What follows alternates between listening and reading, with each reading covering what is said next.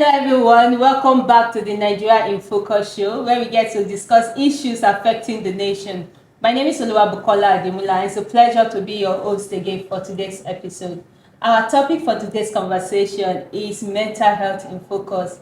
In this episode, we explore how cultural, social and economic factors have impact on the mental health of every Nigerians and provide insight to foster positive change amongst the citizens. With me today are two mental health advocates and experts who are going to take us on the journey of mental health, especially in relation to Nigerians, and give us some tips on how to better our mental health. Before we begin the conversation, I will give my guests the opportunity to introduce themselves. Good day, everyone. My name is Rashida Balogun, and I am a mental health advocate. I'm the founder of Talking Mental with RB, and I'm currently the communications, media, and marketing team lead for Mental Health Fellowship. Thank you so much for joining us, Rashida. Good day, everyone. My name is Mercy Ajay. I'm a mental health advocate and I work with Mental Health for Youth Initiative as the communications manager. I'm also the anchor of the Self-Series podcast that aims to share the stories and struggles of young Nigerians, how they've been able to navigate their path and, doing well in their various fields. So good to be here. Thank you for having me. Thank you so much. Thank you so much. I mean, we're having two mental health advocates, as I said in my introduction. And again, they come from the comms aspect. So I'm sure this will be an interesting discussion with my two guests. I'm starting with you, Rashida. Can you give us an overview of the current state of Nigerians' mental health and the factors you think is influencing it? Okay, so it's kind of broad in a way, but then from my own perspective, I think what I would say is the current state of mental health in Nigeria is that we are not where we used to be, but we are not where we have to be. Over the years, we've seen a lot of mental health NGOs come up. We've seen the Ministry of Health also taking up mental health, and this has really gone a long way to better the state of mental health in Nigeria. There's still the stigma, but then we still have a lot to do, but then it's not as much as it used to be. So yes, and recently we've had a lot of factors aggravate people's mental health issues. So we have like violence, we have crisis, we have the state of the country. I mean, everyone is going through something nowadays, Sure. and due to the economic and social factors of the country. So over the years, a lot of things have happened, and right now we are just in between. Okay, a lot of people are going through mental health issues, and then also in between, some people still are not aware that mental health is real. So yeah, a lot of things is currently going on. Thank you so much. I like that. I like the statement you made that everybody's going through one thing or another. Yeah. And you, Mercy, what do you have to say about mental health generally in Nigeria? Okay, so I'm flowing for what Rashida has said. There is a lot of improvement. So I see it from both the good and the bad side. The good side is the sense that there are lots of organizations that are shedding light, talking about it, creating awareness, and creating platforms for people to come share their struggles and get help. That's a very, very big step for us as a people, because before you would not hear people talk about it. People would always shy away from it. There were no organizations pioneering it, right?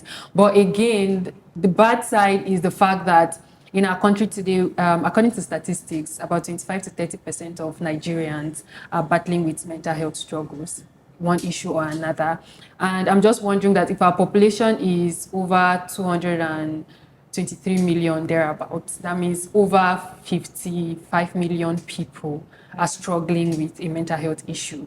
And then to our budgets, WHO said just slightly, not up to 10% of the budget that is allocated for health is given to mental health. And you can imagine, considering the number of people that are having to struggle with this issue, and then we do not have bodies and we do not have finance to even cater for the people that are battling with this issue. So I think that we are making progress, like Rashida already mentioned, but we are not where we are supposed to be. Yeah. That's okay. That's a good point. I mean, going back to the organization, can you list some organizations that are actually working to better Nigerians' mental health and initiatives that they're actually doing? Okay, so I'll start from Mental Health for Youth Initiative, because that's where I'm, very much affiliated with right now. And the work that they do is so beautiful because they go to secondary schools.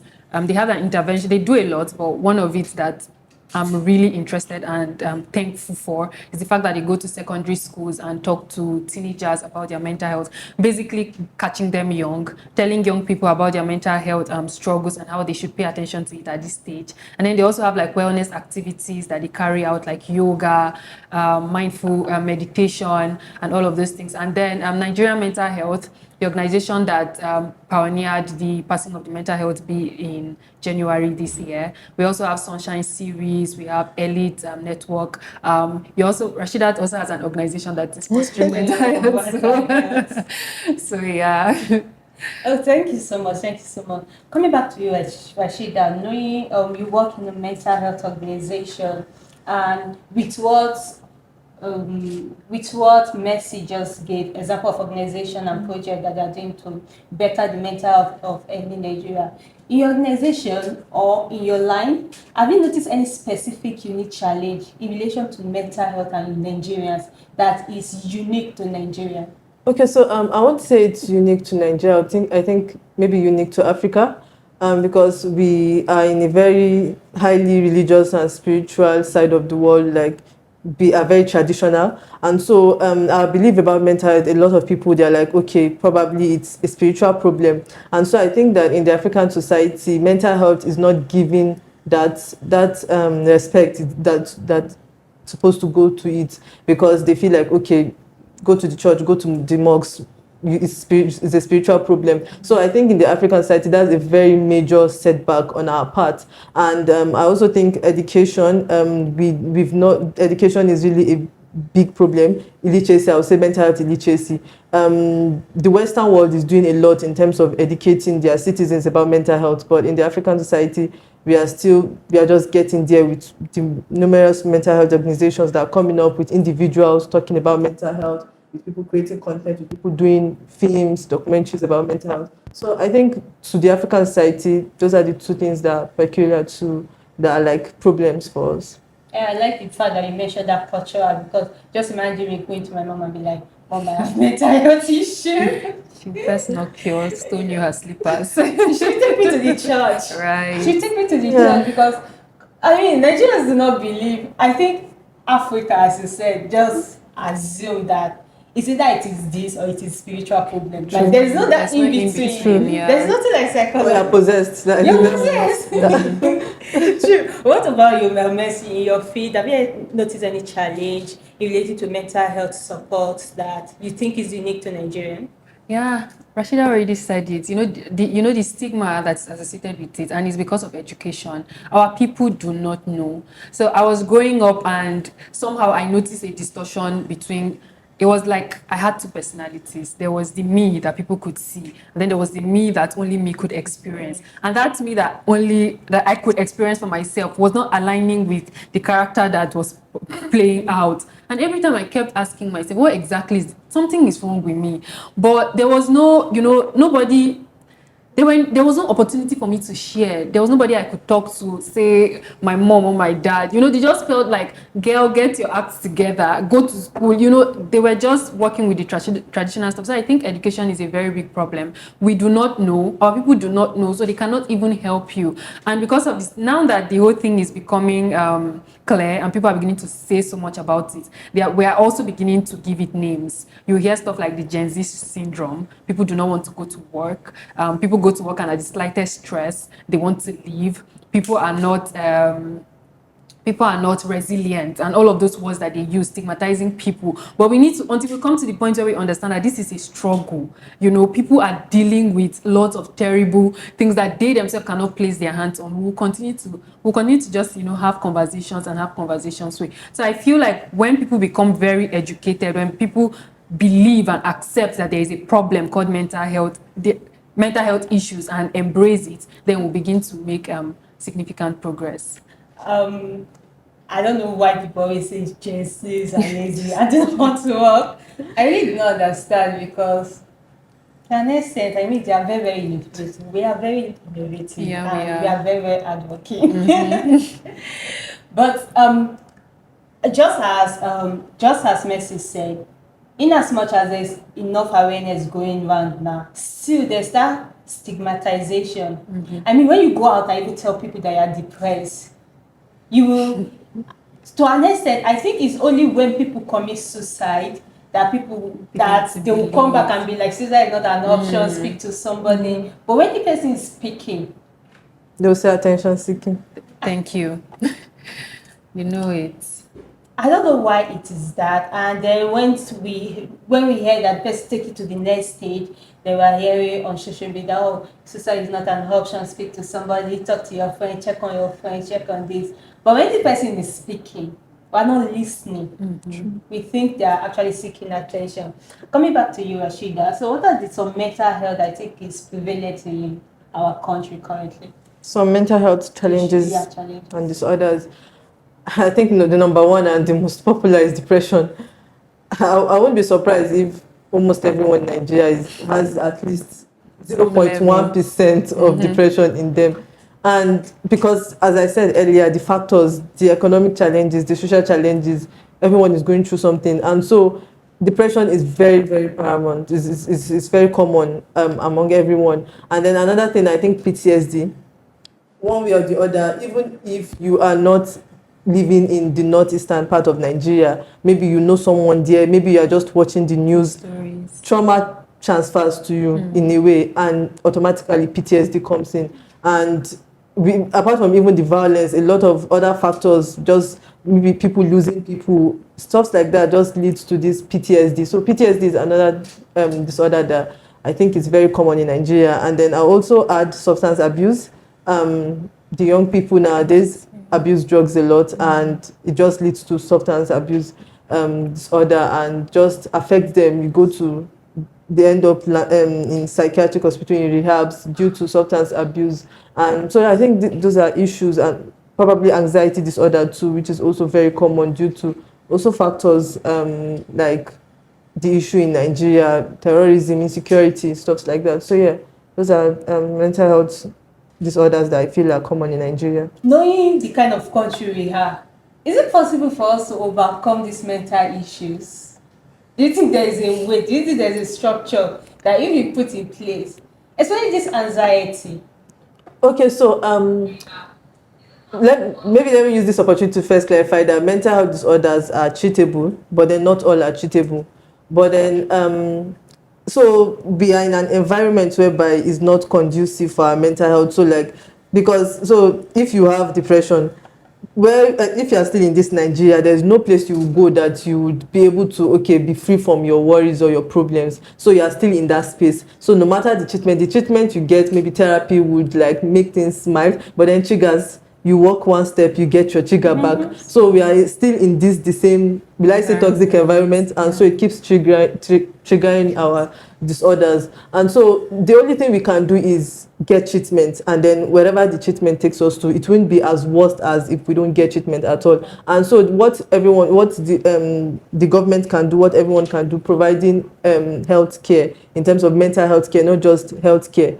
Providing access to mental health care will really go a long way. So you're feeling down, you can easily walk into the hospital and say you want to see a therapist, and it goes a long way. At least for that day or for the next 1 month, you feel better. And so it's not as much as when things keep piling up in your head, and then all of a sudden you don't even know what's happening again. So yes, I think when there's access to mental health care, it will really go a long way. Alternative is that things should get better. Our life should become easier in Nigeria. That's it. Yeah. Thank you so much for that. Your point that you mentioned, that going to the hospital and just saying you want to say therapy. As I just talked in my mind, I was like, the only alternative to public health is like should I say mental, where they put people that are mentally unstable. Okay, so let me come in there. So psychiatric hospital, there's this. And this part of the stigma we are talking about. Psychiatric hospital is not a madhouse. We have hospital for the physical health. So when you have malaria, you walk into hospital, you get treatment. When you have things like depression, psychiatric hospital is built for that. So the nurses that are there are specialized in psychiatric or psychology related field. The doctors that are there are specialized in fields like that. The reason why, and the stigma is what has made us to look at psychiatric hospital as last resort. it's not supposed to be a last resort. It's last resort because people don't pay attention to their mental health. By the time they have to take them, just like, okay, for example, now you are getting warning signs that you have malaria, you don't take the anti-malaria. Most people, like for me now, the days I have malaria, I sometimes get admitted. Or ulcer, for example, when you keep ignoring the ulcer sign, at the end of the day, you might end up getting admitted. Yeah. But then you had the alternative of getting treatment at the earlier stage. So that's the issue. We don't pay attention to our mental health, and then it gets to that place where we need to get admitted into the hospital, and then that's the last resort. But then psychiatric hospital is not what we think it is. It's a normal hospital for our mental health. And so people should stop thinking that, okay, well, he just came from a psychiatric hospital, he's going to a psychiatric hospital. The stigma is too much. The stigma attached to psychiatric hospital is just too much. I mean, I just learned something new. Yeah. I always think psychiatric hospital, a typical Nigerian girl, that is a place for, people that are mentally unstable. Yeah. It's good to know that even when you're having the sign of you feel as if you are depressed, anxiety, you can still walk in there and get treated. I mean, we need a lot of awareness on mental health, because a lot of us do not know that this is it. That is why when you say, oh, they're like, oh, it's not. Thank you so much. Thank you so much for that insightful point, Rashida. Coming back to you, Mercy. How can we, Rashida been mentioning stigma, even you mentioned stigma. How can we as individuals, community, and even the government, what can we do to stop this stigma against mental health, and people that needs to be treated early enough get the treatment they need to promote good well-being? What do you think can be done? So I feel like most importantly, people need to know the environment needs to become conducive for people to talk about the things that they struggle with. It's not this thing we do on social media where it says speak up, and then people come and then they speak up. And, the environment needs to become conducive for me to speak up. Say I have a friend I currently talk to. I've never seen a therapist, but I've done research, and then I just surrounded myself with certain people that I can always speak to when I'm experiencing, say I'm down, I'm exhausted and all. And before I started sharing my issues with him, what I always said was, don't respond to me as if I have a problem. Respond to me as if I'm like a friend that is sharing a burden with you. Do you get? So if I can confidently walk up to my mother to say, my joints are beginning to ache, I'm cold, and I think I should visit the pharmacy. I should be able to confidently walk up to anybody to say, I think I do not feel all right. It feels like my head wants to explode. It feels like this week has been a very, tiring one. It feels like this place I'm working is toxic. When I live there, I can't think for myself. I should be able to confidently say these things to people, and they will see it as me going through a challenge and not me being lazy or me seeking attention. We need to get to that place as a people where we are accommodating in the sense of being accommodating, not just in words. I can walk up to you, Bukola, to say, when I walk up to you to tell you that for 3 nights in a row, I've not been able to sleep, what would be your advice to me? I will ask, what is wrong? You ask me what is wrong, but you know that there are times I've said to people that for nights, I've not been able to sleep, and then they say, maybe you're not eating well, go and get food. And then there are times I say I'm dealing with something, and somebody will tell me, what have you eaten this? But if somebody is sick, how do the person eat well? Do you understand? We need to come to that place where we give people grace. We give people that are going through mental health issues grace. Allow them understand that, I see this thing you are going through as a very big problem, and I am here for you. I'm here for you. I'm here for you to be your shield, to be your shoulder to lean on. When people begin to understand that being safe spaces is not just words of mouth, I feel like people will become confident enough to talk. When people can walk up to the hospital, meet a doctor, and share their problems, the budget for mental health is less than 10%. how much treatment can we get? We do not have enough psychologists and therapists in the country. Everybody still wants to. We need to get to that point where children can even decide that they want to study psychology in school. And then we have more people graduating as psychologists, offering help to people. Because until we have people that can treat these cases. Because if I walk up to the hospital now, say I can't sleep. There was a time I went to the hospital and I told the doctor, I can't sleep. Please give me drug to sleep. And I was a teenager then. I just left secondary school and I'm like, I can't sleep. People are sleeping at night. I can't sleep. Give me something to help me sleep. And he's like, he can't give me drugs for me to sleep. I went back home. They did not give me, they didn't administer anything. So if I've had to live 6 months of my life without sleeping, there has been no help. No remedy whatsoever to say, oh, this is something to help you sleep at night. This is something to help you eat. This is something to help you boost your appetite, because we have not come to that place where there are interventions that are helping people. We are still just saying a lot. And I'm actually glad that a lot of people are doing a lot right now, but I feel like we need to do more. That an average teenage girl can walk to a hospital just the way she can walk to get malaria drugs. She can walk to the hospital and get help for whatever mental health struggle she's going through. And then, in addition to what she said, talking about making the space conducive. I mean, in Nigeria we have NHIS insurance, but it only covers physical health. It doesn't cover mental health, and that's a very big challenge. So, getting insurance for mental health is something that the government should also look into.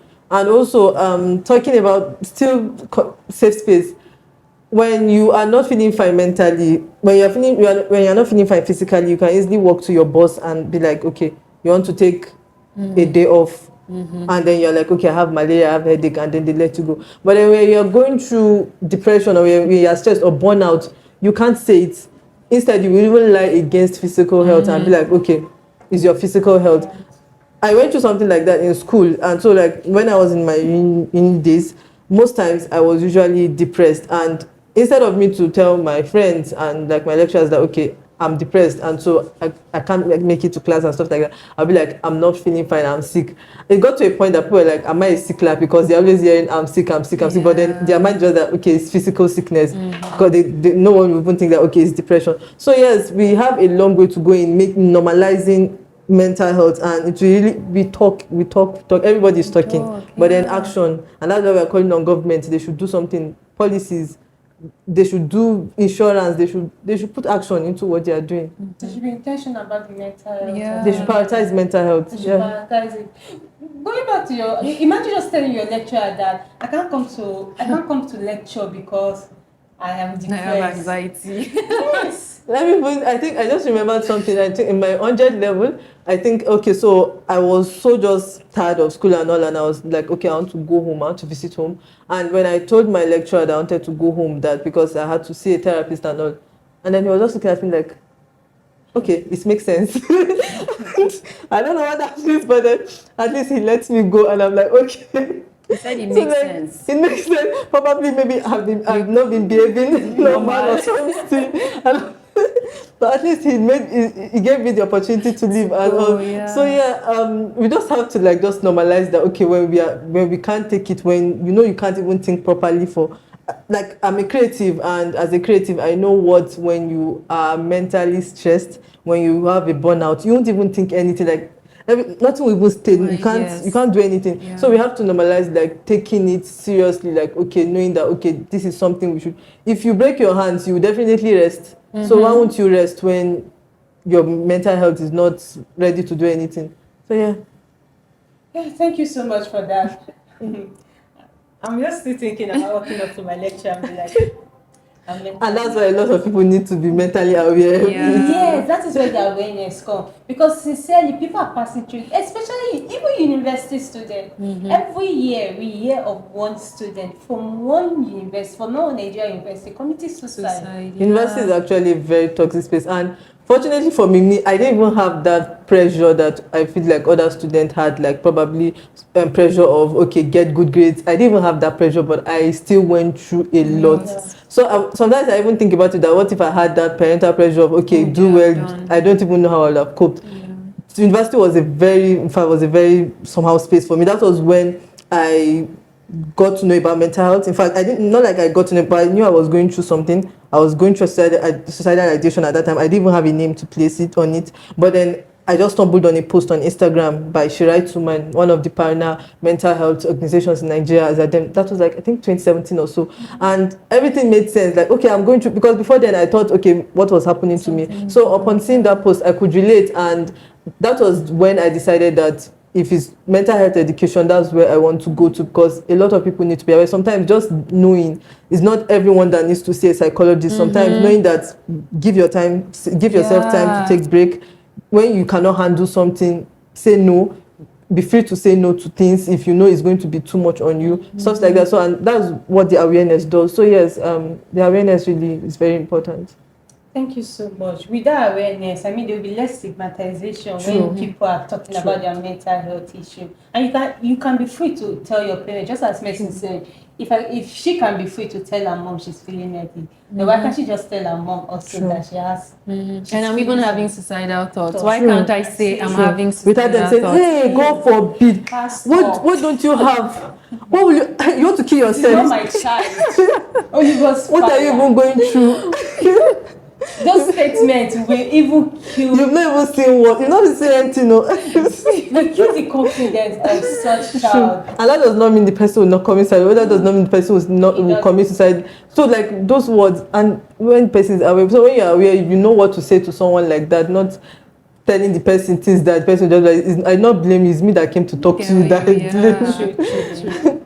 It's good for us to know that mental health issue is really not a spiritual issue. Just a psychology issue that can be treated. Some, as Rashida said, and some can also be managed. And coming back to you, Mercy, what are the platforms, resources, or organizations that Nigerians or individuals battling with their mental health issue can turn to? I mean, we'll be talking of awareness. So what are the platforms, these organizations that people can go to and learn more about their mental health? Okay, so I feel like before I answer that question, let me just say something about the media as well. I feel like there are lots of information overload on social media. A lot of people are saying a lot of things about mental health, and if we're not careful, I feel like a lot of people are also beginning to self-diagnose, and to an extent it's good, like she said, it's good to know. Sometimes just knowing that you can place a name on something relieves you of the what is even wrong with me before you are able to get help. But it's also very important that people know that just the way you can be diagnosed, just the way they say you should not go to the pharmacy and get drug because you feel stomach ache. There might be something more than that random stomach ache you feel. It's also good that you get proper care, check yourself, meet a therapist, check yourself properly and get proper treatment. If you think you are experiencing a mental health issue, instead of self-diagnosing and maybe even going as far as taking pills to help yourself, it will be very disastrous. It might, plunge you into something deeper than what you are even experiencing. And then for materials that people can get access to, I know that Asido's foundation, they do like a fellowship kind of thing where people can go and learn. There is also Sunshine series, their websites, they have a lot of materials that people can access. Mental Health for Youth Initiative, they do like social media updates, constantly talking about various type of mental health issues. So I know all of these things from like social media pages. If they want to get information from social media, some of these organizations have like on their websites that they can access this information. So Asido Foundation, Sunshine series, and then Mental Health for Youth Initiative if they want to. And in addition to what she said, let me start by talking about the self-diagnosing thing. It's actually something that, because I create mental health content and actually had to like do a content on that too, and for me as someone that creates mental health content, I'm very intentional about what I put out there, because I realize that if you're very specific, so when I talk about mental health disorders, I don't talk about like their diagnostic tool. I don't talk about the medicine, the exact name of medicine that you should get for treatment. Just so that it's just for you. What I just talk about is just so that you can do more investigation and take yourself to an actual psychologist or psychiatrist okay, this is what you should. So people out there should be very conscious about the information they swallow, because yes, self-diagnosis is very, very dangerous. you might think you have a particular mental health disorder, and then meanwhile it's another thing. And the thing about this mental health disorders is that they are similar. Some, it might even be you're having 2 or 3, and then, or you think you're having 1. So like they are similar, and at the same time they have the same symptoms. So you can find a certain symptom in one and you find it in another one. So yes, and about resources, I would also talk about Mentally Aware Nigeria Initiative, MANI. They have they've been here since like, I think 2017, and they have a lot of resources about mental health on their Instagram page, on their website. Shirai Tuman too, they have a lot of articles, they have resources. And I also encourage people to look out for self-help resources. I understand that we are in a country whereby not everyone can afford to see a therapist, and not everyone is actually going through a specific mental health disorder. But then something like stress now, knowing that, okay, these are what you should do to reduce the stress in your life, that's self-help resources, and that saves you from seeing a therapist. So yes, people should look out for self-help resources. They should prioritize it. Even if you see a therapist, you still need to do a lot of hard work on yourself. You need to do assignments, you need to do a lot of things. So at the end of the day, it's still you. So yeah, we have organizations like that. We also have, and there's this app that just came out recently, Young Friend and Pal. It's a mental health app. It has a community support forum. It has self-help resources. It works like a ChatGPT kind of thing. So like you can chat with it, and like it responds to you, using AI. And it's a very interesting app. So far, it's for mental health, and it's for Africans, using African languages. It's accessible in African languages. So and then we also have like films, we have documentaries, even though my major issue with movies right now is that they don't portray mental health the way it should.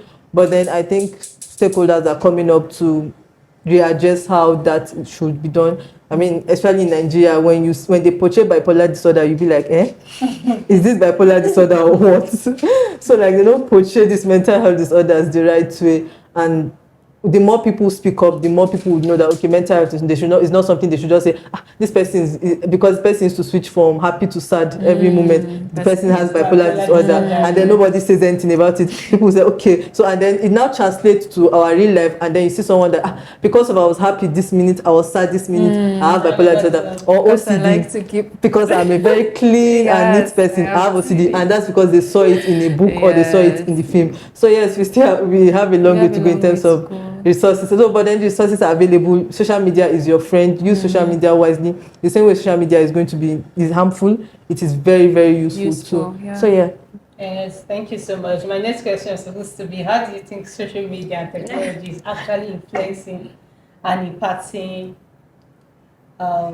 mental health? It is really, in fact, me, I'm like a big fan of, probably because I got to know about mental health through social media, and I think because of how the world is right now, you can't gather 100 people, you can't easily gather 100 people in a space, but with social media, you can easily, in an instant, get across to 100 people. So social media and technology in such a way that I just talked about an app that is being developed for mental health. That's technology. Social media is being used to enlighten people, to educate people. Some people do e-therapy. I think e-therapy is now the new thing, e-counseling. So you don't need to physically go to a therapist office. Therapists are now offering their services virtually, and that's thanks to the help of social media and technology. So yes, social media and technology has really done a lot for mental health, like a lot.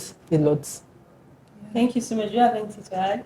Yeah, basically, she just said it all. Social media, I feel like even the personality test that we get to do online, all of those things are very helpful, because sometimes your personality also has a lot to do with, I was in the hospital the other day for a test, and the guy that was taking my blood and all, he just looked at me and he said, your type of people, they'll be constantly sad, they'll always be sad, because I'm not bubbly, I'm not the jump here, jump there. So when I know that, okay, I'm a very introverted person and I have issues with relating with people, I'm good now. Say I'm relating with you. It can now let me know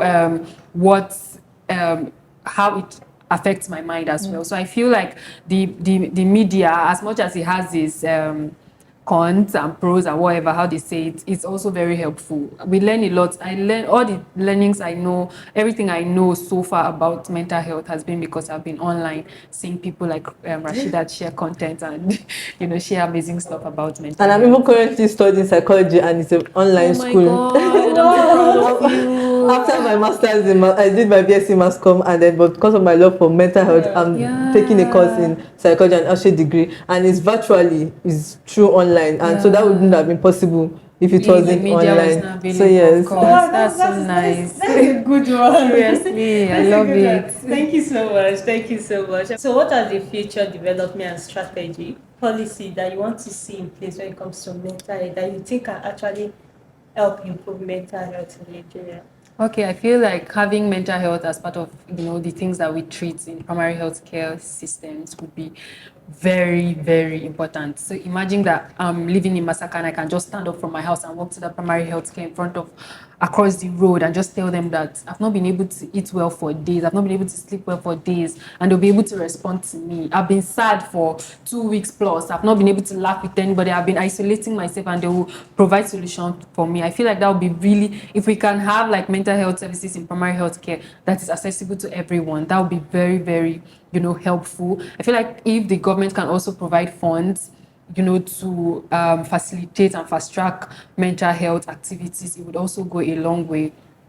And also social acceptance, as a people, especially with the young ones now. I see no reason why you should be young and make mockery of people's pain, because I feel like you should understand better.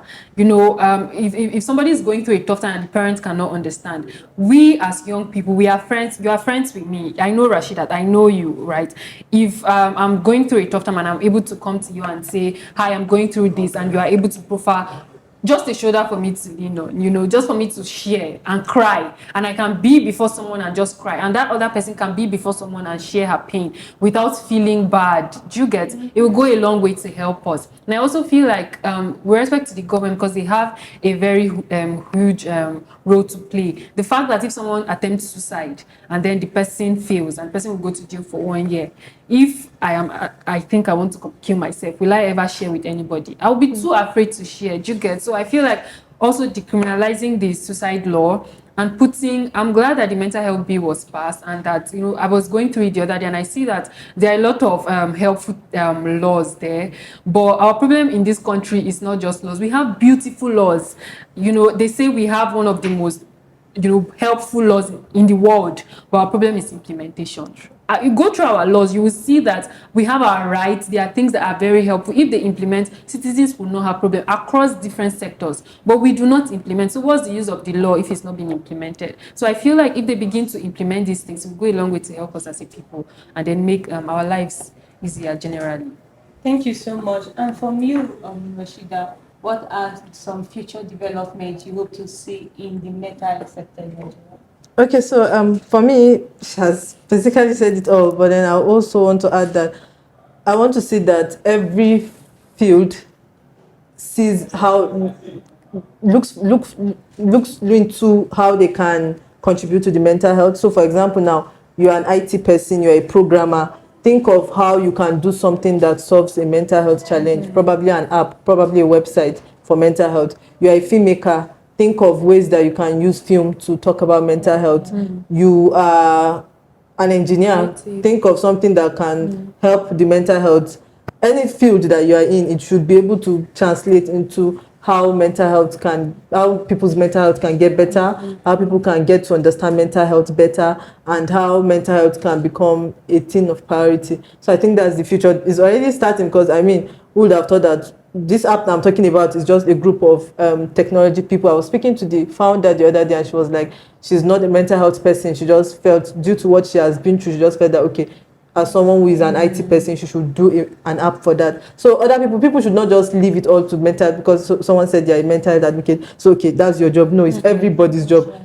You in your family, it is your job to tell everyone that, okay, mental health is real. Take care of your mental health. Don't wait till it gets to the last point.